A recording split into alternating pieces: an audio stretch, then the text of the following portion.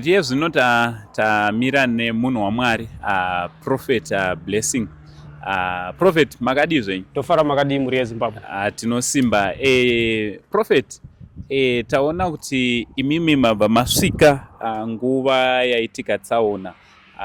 Mungada kuti tsanangurirawo kuti chii chaitika uye on the spiritual side muri kutiwo kudivi imimi sevanhu vaMwari concerning Chitungwiza Road nema-accidents ari kuitika? According to spiritual side, ndichazotanga ne-spiritual side ndozopedzisira ne-physical side. As I was praying about 3 months ago, I saw in the spirit a lot of accidents happening in Zimbabwe.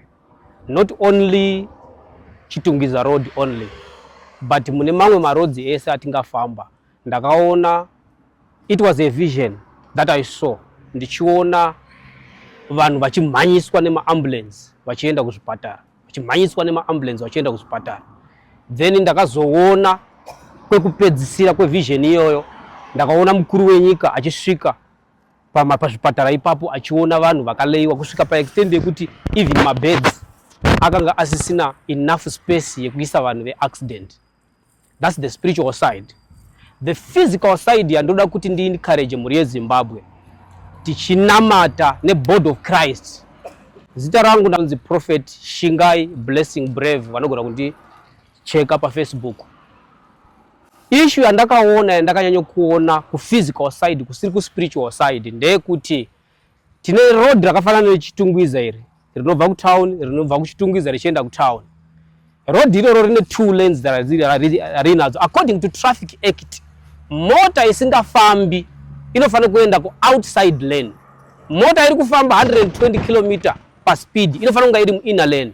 But dambudziko randiri kuona inini as a prophet ndichidriver, unoona munhu ari pa 20 km per hour atori pa phone, ukamuridzira bhero anotoita hasha, anotoita senge uri kumugumburisa pazvinhu zvaari kuita, which is a problem, a first port of call inoda kuaddresswa kumadrivers edu ari kudriver mumigwagwa.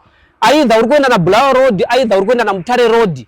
Tiri kuita dambudziko rekuti rinofanira kuaddresswa ne-Ministry of Transport nevanhu vanoona nezvetransport iri kufamba muZimbabwe. Munhu asiri kufamba ngaaende ku outer lane yenzira, ari kufamba oenda mu inner lane. Zvaavoida kuramba uchiita zigzag mu road, izvozvo zvinogona kucontribute kuti ma-accidents edu asaitike. Handizivi kuti kana pane mubvunzo wamuinawo. Ichokwadi, ndanzwa muchitaura mapindura kumhinduro ye-physical side. Ku spiritual side, tinoziva kuti spiritual side inogadzirisa zvakawanda zviri ku-physical. Chii chinofanirwa kuitwa ku spiritual side kuti tsaona idzi dziganhurwe because zvanyanya? Right now pandakaona chiitiko ichochi chema-accidents, not chega, pane zvimwe futi zvandiri kunamatira zvine chekuita nenyika yedu yeZimbabwe. I'm on 30 days fasting right now. Kunamatira nyaya idzodzo dzema-accidents, nyaya idzodzo dzekufa kwevanhu. We are very sorry nevanhu vakabva kufa manji 17 muri yeZimbabwe. We are very sorry for that. But ndiri kukoka vese ve-Board of Christ, vanozviti ma-men of God, vanozviti vanonamata, tiungane pamwe chete tinamatire zviitiko zviri kuitika izvi, because hazvifadze kuona vanhu vachingofa zviri unnecessary. So as a Board of Christ, it's our duty to pray for our nation so that ma-accidents ari kuitika they can be reduced. Day randiri nhasi ndi 29, ndasara ne panopera mwedzi unonenge ndapedza. Absolute. Musina ngamwe mvura musingaite sei? Aiwa, mvura tinozonwa zvedu. Zviprofita izvi mazviona, makange matozvipa kudhara here kana kuti murikutanga kuzvipa pari zvinozvi? Ndakazvipa kuchechi kwangu, ndine record yandinayo pa all night yatakaita pa showground. Ndakapa chiprofita ichocho ndichiti ngatinamatire Zimbabwe kune ma-accidents andaona ari kuitika. Then after that tangatine midweek service iri Friday. Ndakapa futi vana vesangano ndikavati ngatinamatire nyaya yema-accidents. I saw a lot of accidents even when we were going to cross over tichibva mu 2024 tichipinda mu 2025. Ndakataurira vana vakanga vari pa church tichiita crossover ndikavati ndaona ma-accidents anyanya mu Zimbabwe. Let's pray about that.